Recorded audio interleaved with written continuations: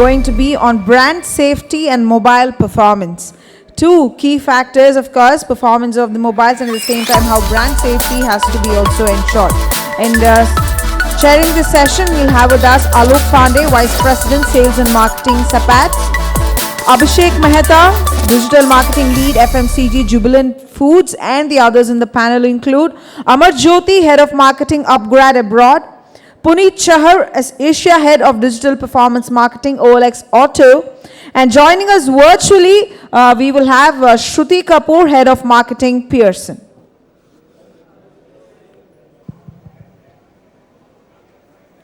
Thank you. Thank you so much.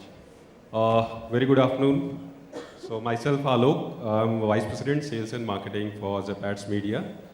And I would like to introduce the esteemed panelist with us today. So Amar Jyoti, he's the Head of Marketing, Upgrad. Prior to this, he has also worked with Housing.com as Associate Director, Growth and Marketing. He has also worked with Square Yards as Vice President and Head of Growth, and few more like Elara Group and Firefox.com. Next to Amar is Puneet, and he is Asia Head of Digital Performance Marketing, OLX Autos. He has also worked with Koofs.com. He was a part of Jabong.com. He was the founding member there and worked as AVP marketing there.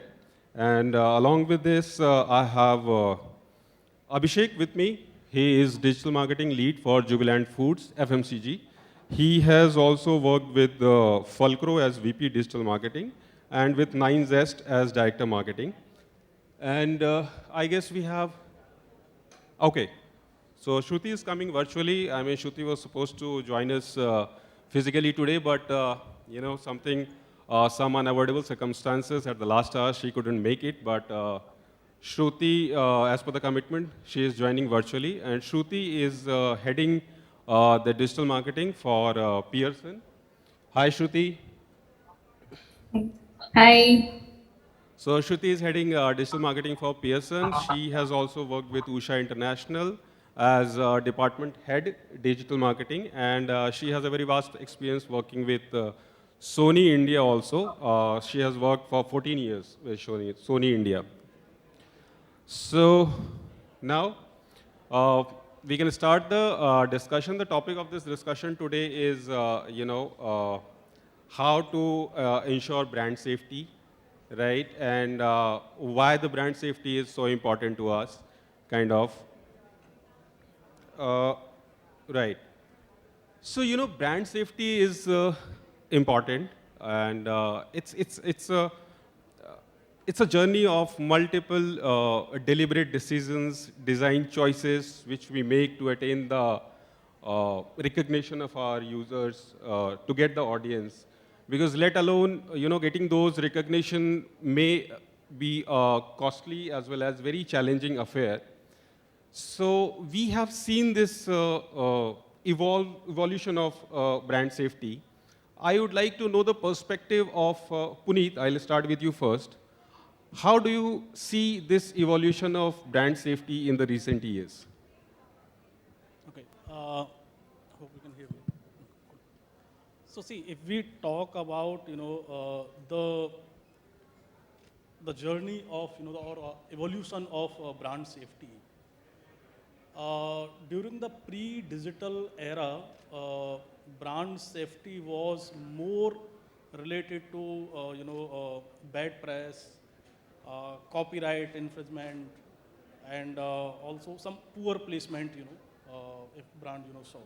And that was very hard to measure also, because it was everything offline. And if you get information, okay, then you go to the legal ways and all those things, right?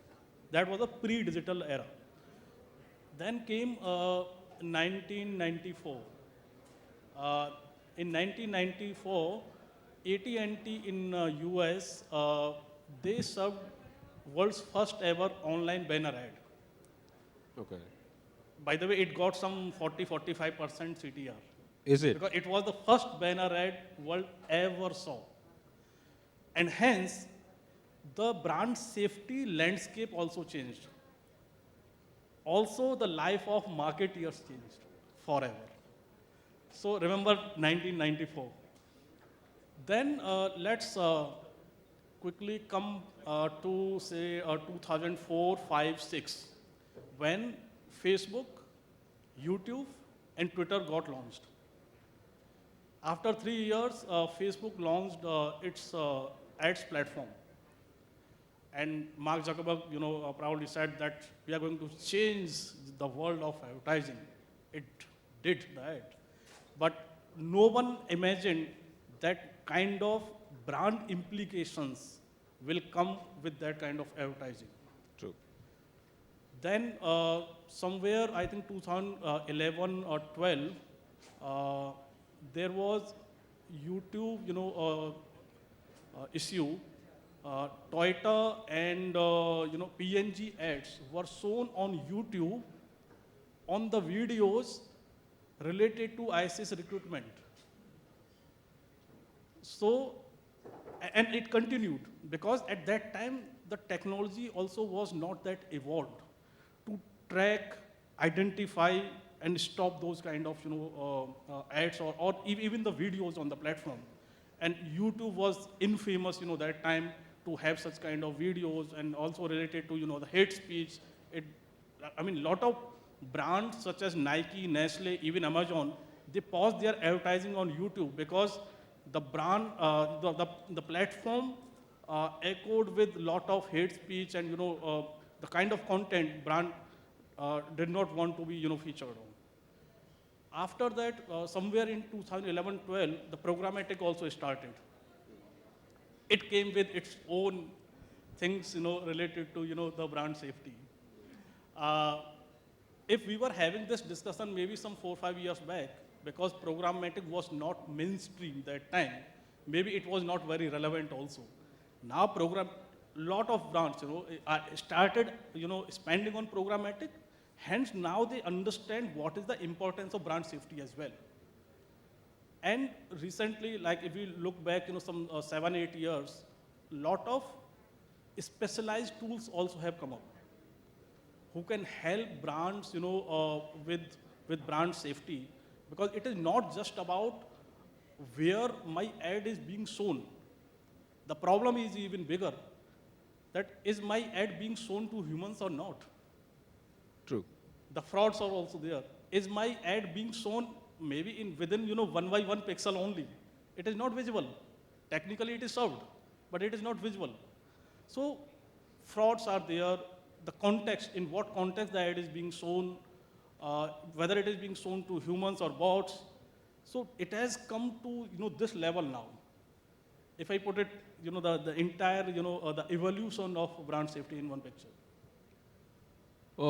Yes, very true. I mean, if we are talking about the brand safety, it's no surprise that you as a marketeer, I mean, Amar, Puneet, Abhishek talking about Shruti, you care a lot about your brand identity, brand image, because, and how to keep it safe on a journey of, thousands of trips it takes to grace the ad space on multiple platforms, let's say mobile web, or in-app websites, extra.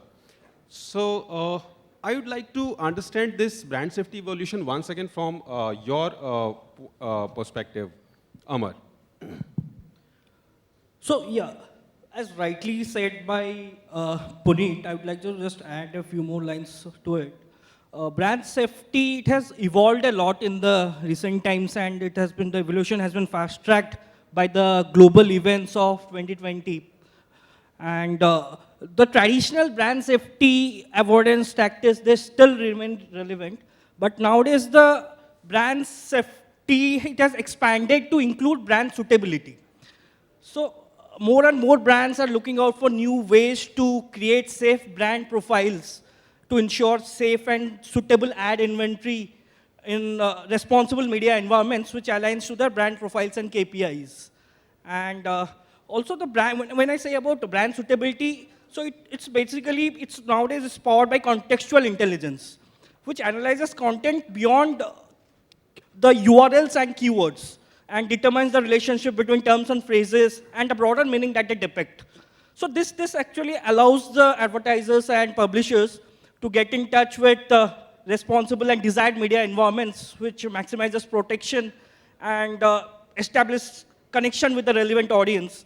So that's how I see the evolution of brand safety. It has been in the recent times. Yeah. Yes, totally agree. I mean, you put a very good point like brand suitability, which we were discussing about the ad relevance, right? So it's not about the fraud only, it's about the relevance, it's about how competitive you are while, targeting your user.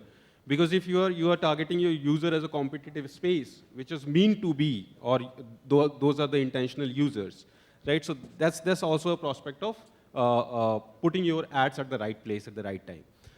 And we have seen this evolution in the last 25 years. I mean, we have come from the pre-digital dark ages to now cutting-edge advertising technology in this brand safety, if we will talk about this whole digital ecosystem.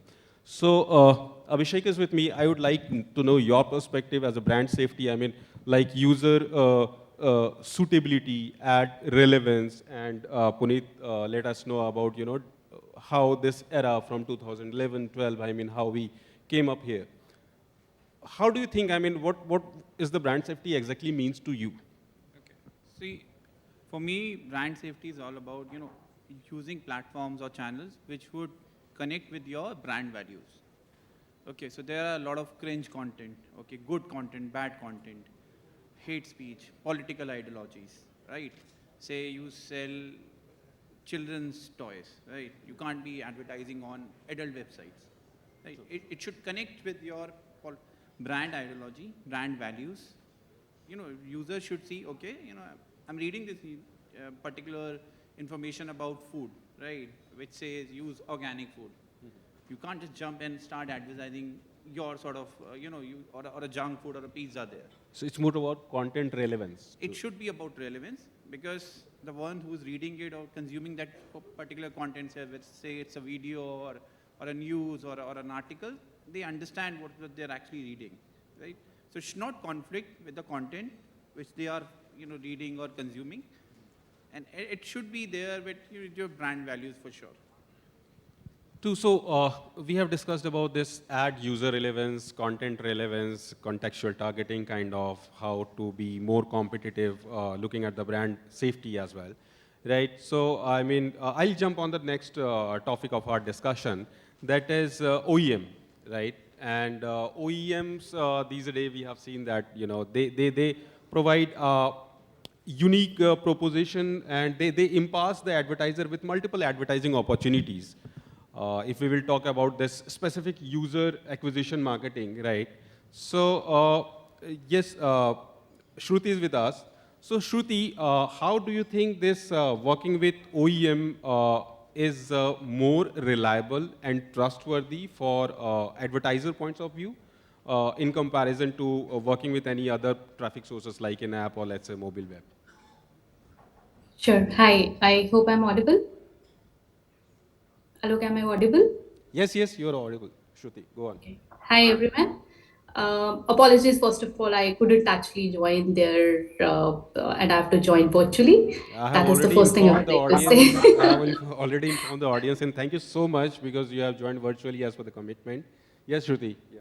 Okay, so regarding the OEM advertising, we need to understand what OEM advertising is all about. It actually is, and it is basically giving us a strong reach, which is through different platforms on different mobile phones, handsets, and all that.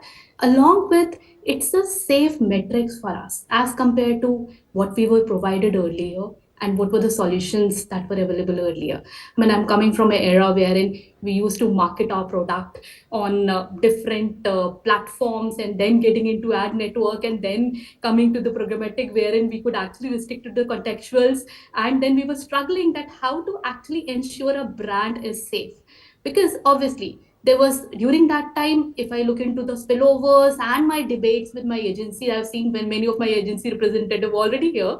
So yeah, so there had been a lot of debates that I have gotten to where we talked about the relevancy. Along with that, as you guys rightly talked about the suitability as well, and the brand is showcased on the safe platform or no. And Safe is something that it is very, it's a brand perspective that we all get into. Safe for me will be different from maybe for the safe advertising for any other publisher. For me, it can be present on any controversial education platform as well. It can be for others, it cannot be, like it's like a normal communication that is floating there, and they would like to present, be definitely they would like to be there. So that's where the challenges we get into.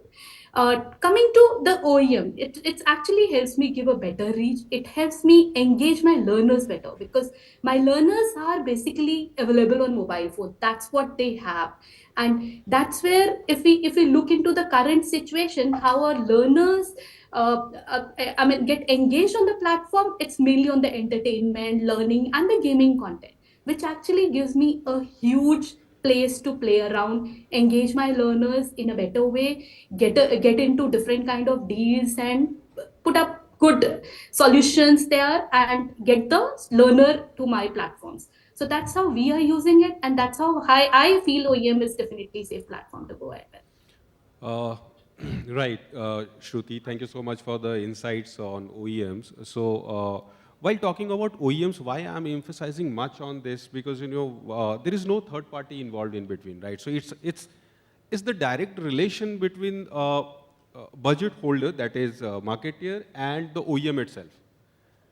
We have seen this, Android market share increases, as well as there are multiple OEM platforms in the market, right? And also working with the OEMs will give a sense of native to the users, because a lot of users understand that this is something native. It's not pushed ads. So I would like to know perspective, Amar, from you next. So how do you think the traffic of OEM or the working with OEM in this particular user acquisition marketing is going to help us? Yeah. So as very rightly said by Shruti and you as well, I think OEMs are a welcome addition to the digital marketing foray, more so because to end the monopoly of players like Google and Facebook.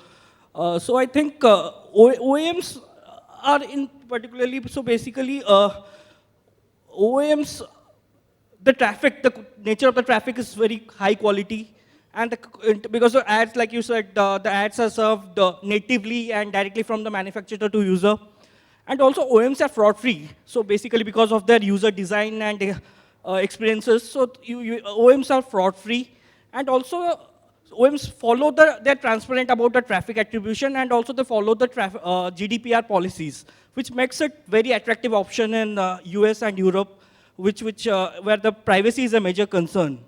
So and also I would so the technical stack of OEMs are also basically, it includes either a direct channel or APK solution, which makes it transparent and adds a, basically it's perceived natively. All this makes, I would say, OEM a very attractive option. And apart from that, the trust in OEMs also arises from the trust in the brand Android as a brand, as a manufacturer. So all this makes OEMs a very lucrative option, I would say. True. So trust on the manufacturer, right, gives a trust on the OEM traffic. And working with OEMs, because these days advertiser develop new strategies, right? They design new media plans or advertising mix to get more user or on their platform. And OEM on the top of it is giving you an alternate to the Play Store, right? To tap the untapped audience, because you guys are working with, let's say, Apple Store or Google Play Store. So these are audience where which has not been tapped, let's say, from other traffic sources.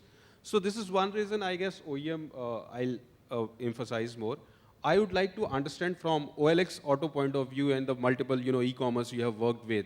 So what is your opinion, working with OEM while working with other traffic sources like in-app or mobile web? Okay, so I worked with OEMs, when I was working with one of the fashion e-commerce company. Let me put this into, the programmatic context. See, it boils down to the trust. I know you, I trust you, I'll buy inventory from you. True. And that is the reason, if you look at the programmatic landscape, India is still at a very nascent stage. In India, most of the inventory is being bought in open market. If you look at more mature markets like US, where a couple of years back, the PMP overtook the open network. Because PMP is like, it is, I know, some of, the publishers and they also do not want, every, advertiser on their platform. They also select the advertisers. Hence the PMP came into the picture. It is like semi-walled garden. And that is the reason now advertisers preferring PMP over open network because of trust. So end of the day, it boils down to the trust. Boils down to the trust working with OEM. I mean, trust on the manufacturer, Android manufacturers, the transparency, no involvement of any third party, direct relationship with the marketeers, and so these are the some advantages working with OEMs. You want to add something, Abhishek, on it?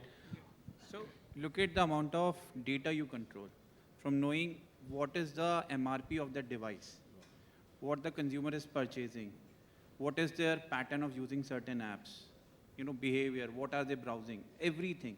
So you control that entire ecosystem with OEM marketing. So these OEMs control.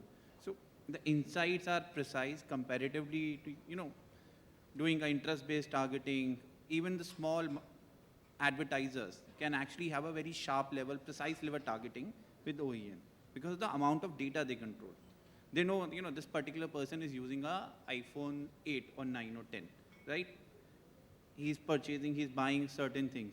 So he can actually afford a iPhone 11, 12, right? So for advertisers, this is, I think, like a win-win solution where they know their purchase pattern, their behavior, certain apps they use, how they are interacting with certain promotions. Say you ran some campaign or their weather app, or you showed some recommendation to install some gaming apps. It looks like native over there, right? So, how they responded. The CTR or the conversion rate is fine or good enough to meet the standard, or the user actually, qualifies into someone who would purchase or buy. So it is a lot of opportunity and it would grow looking at the amount of success rate it will have. Yes, you added a very valid point, like the data with the OEM partners, right? So they do have data because you need not to depend on any third party, let's say any platform for the data, for the user you're targeting, because OEM have the control of the data of all the users they have. They know what kind of affinity this particular user is, and on the basis of that, they can retarget those users. Okay, so I'll have to quickly jump to different topic because this the brand safety. I wanted to cover a lot of things here. So third one is DSP, right? So self-serve DSP platform with complete transparency, and I would love to discuss this with you guys as a brand, your perspective. How do you think? Because as a brand, as an advertiser, you want to showcase your audience, your offerings in a way that it should be communicated properly as per the communication you want to send to the intended user.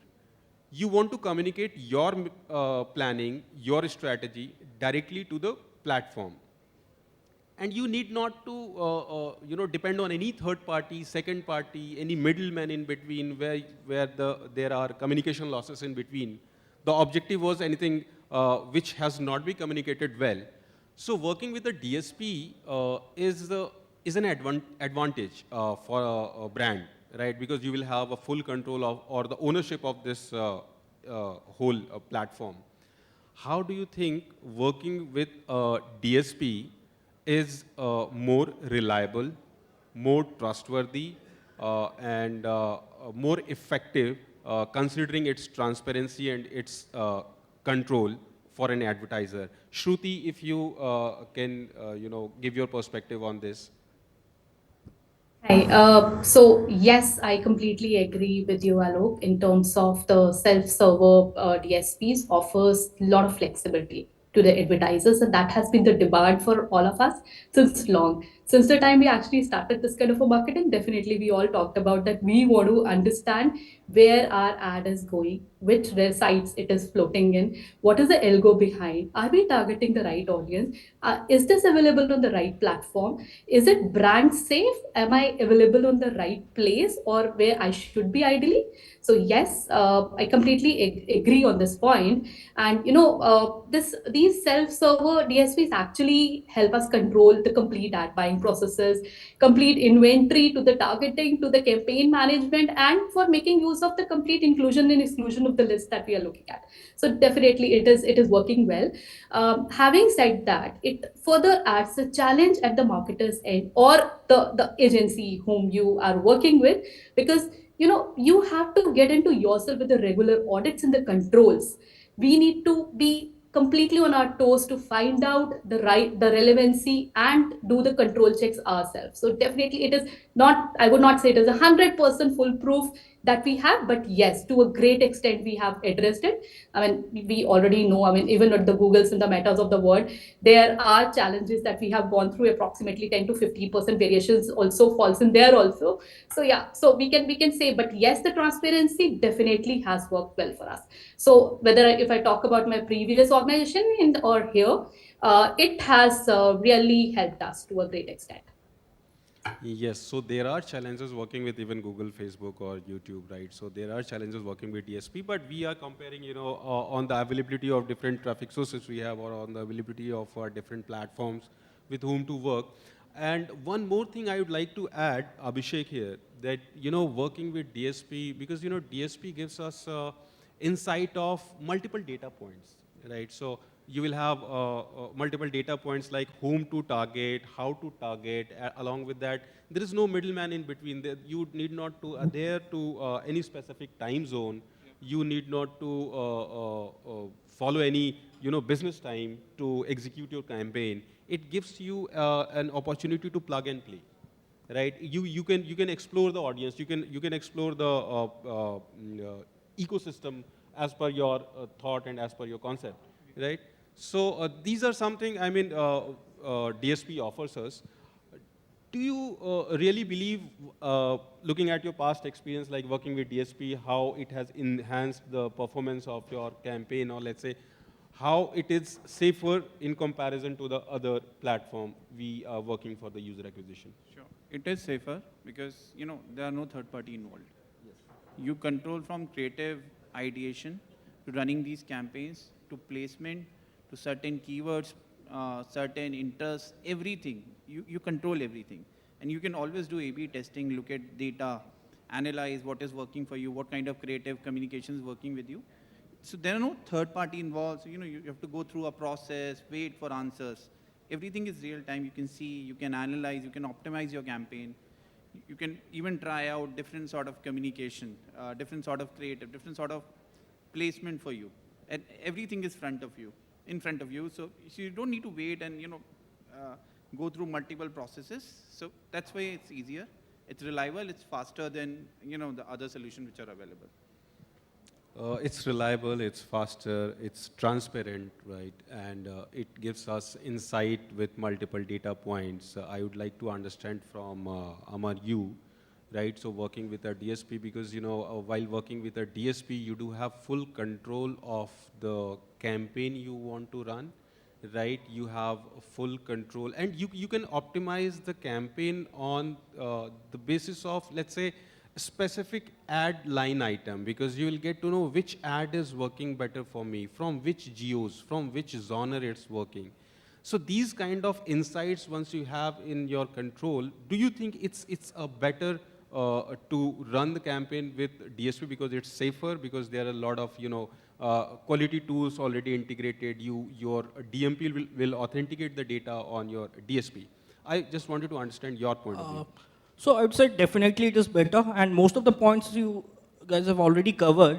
So one point just I would like to add over here is the ownership of the intellectual property remains with the advertiser. So that is one advantage that I can add to other points that you have already covered, and definitely it gives you the entire autonomy to manage your ads, run your ads, target the specific audience, placement-wise, audience-wise, everything. You have the autonomy. So nothing better than that. That's my take on that. Puneet, you want to add? So see, to run your programmatic, you need a DSP. It really depends on the capability of that DSP to identify and stop before the bid and after the bid. So it really boils down to what technology they have, what capabilities, kind of capabilities that DSP has in order to identify whether should I bid for this impression or not. If this impression is not being shown to real human being, don't bid. If it is not brand safe, understand the context, don't bid. And I understand everything cannot be, identified, at pre-bid level. Then at least, at post-bid level, give that analysis. That hey, this is the analysis. These were the impressions which are brand safe. These were the impressions which were not brand safe. Now these are the action items which you need to take. So I think from that perspective, yes, it makes sense.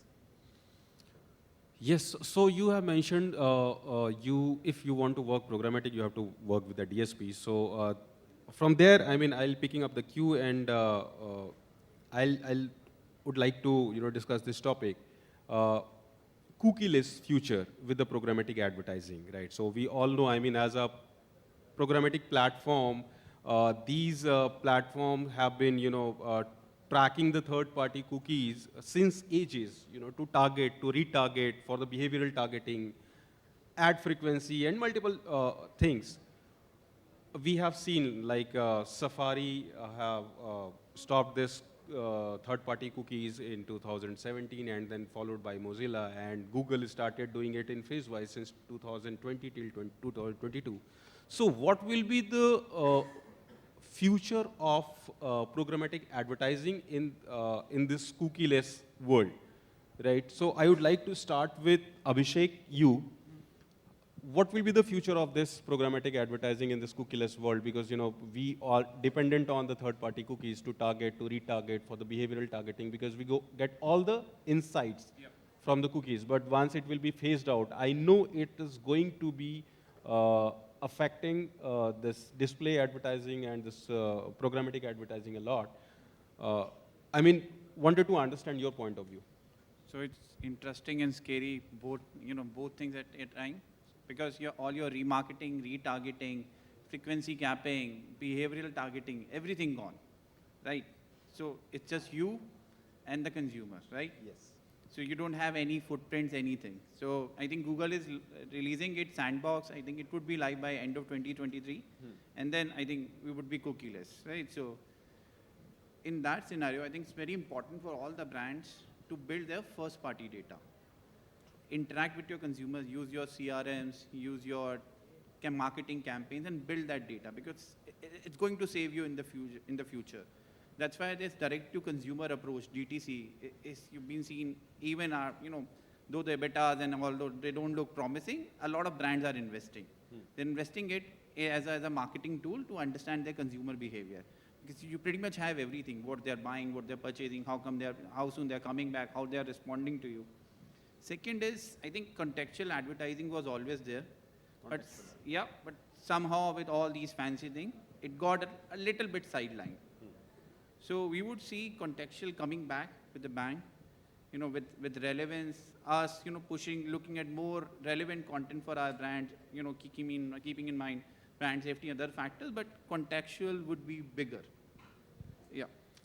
Contextual would be bigger, and I know there is no any black and white answer for this, that how it is going to be without this third-party cookie, how the programmatic will work. But I know it will give an opportunity to innovate and explore, right?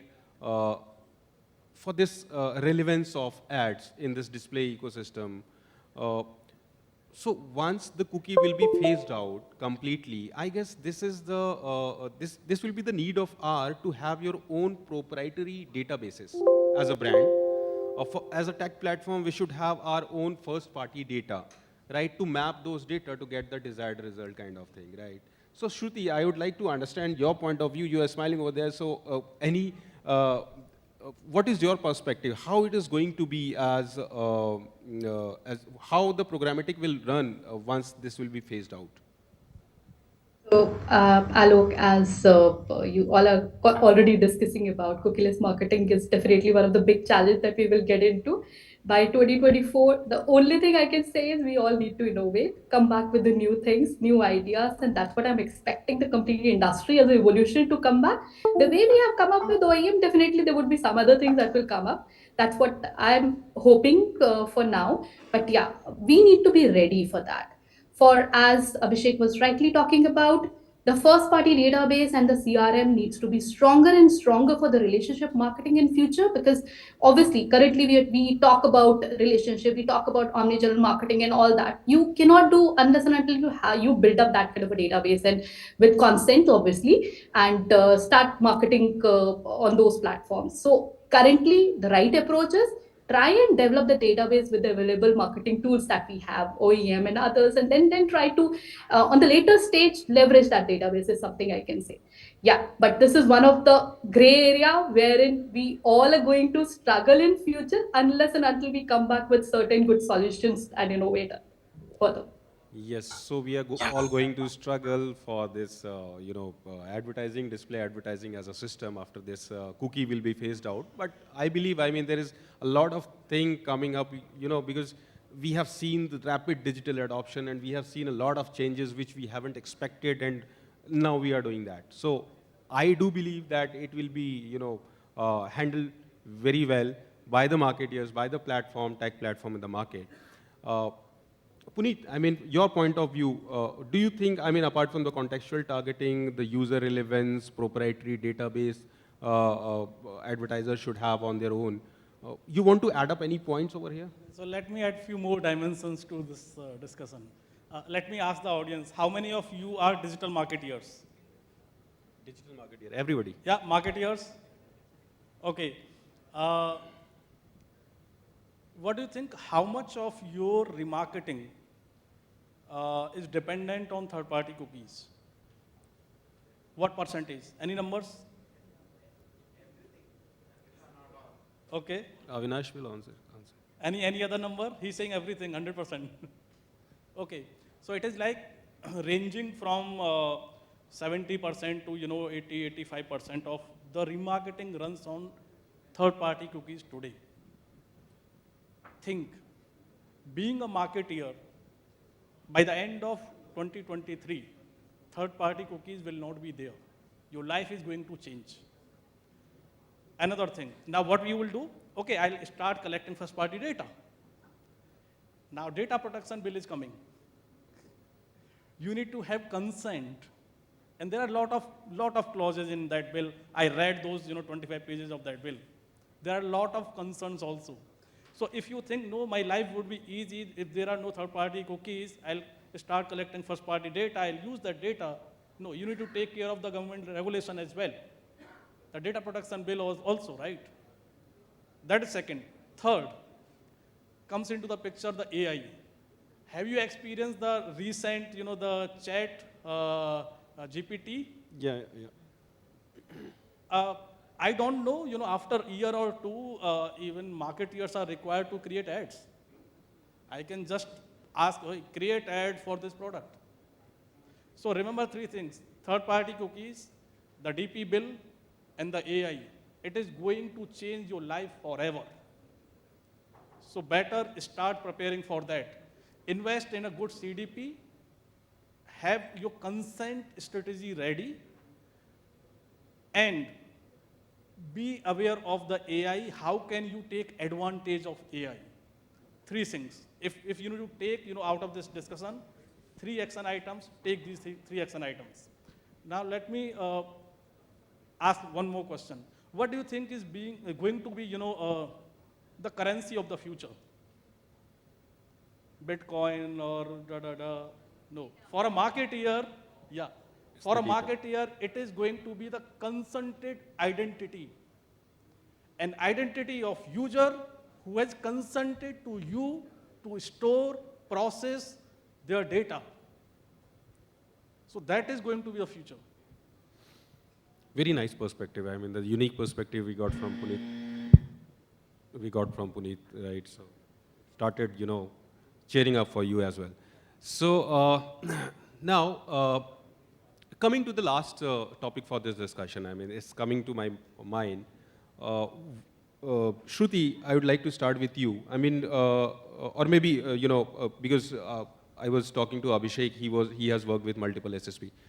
So, Abhishek, yeah. So, Abhishek, I mean, working with multiple SSP under one umbrella is going to give us advantage, I mean, over the other form of marketing. I mean, how do you see it? See, it has its own advantages and disadvantages. You know, there's a lot of manual work required to monitor, check, look at data, keep optimizing, and then, the advantage part is one DSP can actually offer you something, right? A different set of targeting. With others, you would get another set of targeting, another data. So say, example. Another set of audience as well. Exactly. So say with you start managing using OEMs, for example, and the ones which sells only 10K to 25K phones, right? So that's a different sort of audience, right? Your tier 2, tier 3 sort of audience. With a an iPhone or a OnePlus sort of audience, that's a different audience altogether. So it would give you to broaden your targeting, your opportunities. But it comes with its own set of challenges, manual interventions which you require to keep monitoring, optimizing. It will require manual intervention. What I believe, working with multiple SSP under a single umbrella, right? So it will give us a double check, isn't it? Right. So once the SSP will have their check on pre-bid and post-bid, they must have authenticated tools integrated on their platform, and then there will be multiple checks for that particular platform where we are buying those impressions or buying those audiences. Along with this, Shruti, you want to add something? I mean, working with a multiple SSP under one umbrella, is it an advantage or is it more brand safe from a marketer point of view? So, as Abhishek rightly said, many SSPs in one window definitely will help me expand the reach for sure. It will help me target varied audience as well based on the requirement and the objectives that I have. Will add to more checks, as you rightly said, in terms of the keywords or the algos to sync the requirements that we have. But still, as a brand custodian, if you ask me, the single DSP system with a better control and a transparency will ensure me to tackle it in a different way with the right platform to the relevance audience. I'm not saying that many SSP at one place is bad or the control or the content cannot be done. But yes, it will be a lot of manual exercises that we all will need to get into. So the reason, as I in the beginning also said, that unsafe content that is defined varies for brand to brand. So and even whatever algos we try and put up into, we still have to get into checks there with the proper implementation and avoid certainties which may exist in the system and we are not looking up to. So yeah, so there would be challenges. So I would not say there is anything right or wrong approach here, but depending on the objectives would change my preferences based on the objective that I have. Maybe we'll take a call during that period that whether it should be a SSP or it should be a single DSP kind of option. Understood. So apart from increasing the audience reach and increasing the checks, I mean it all depends on the conditional what kind of campaigns you are going to launch. It will depend on whether you to work with multiple SSP at a point of time or not. Right. So I mean summing up this discussion, because I know maybe we are running out of time. We have to sum up this discussion. So brand is all about because you guys as a marketer do care about the brand image and the because your consumers take you as a you do all the checks and crosses at your end, and we as a platform in this fast moving digital adoption, we need to be very innovative to keep all these checks, to authenticate all the users, because user relevance is very important, context is very important and all. So from that, I know, the panel is going to be here for a while. So if any audience would like to, have any queries, they can clear it out with the panelist. Thank you so much. What an amazing conversation it was. What an amazing panel we have. Thank you, Shruti. Thank you, Puneet. Thanks, Amar. Thanks, Abhishek. Thank you so much. Thanks, Ad Thank Delhi. you. Thank you, Imran.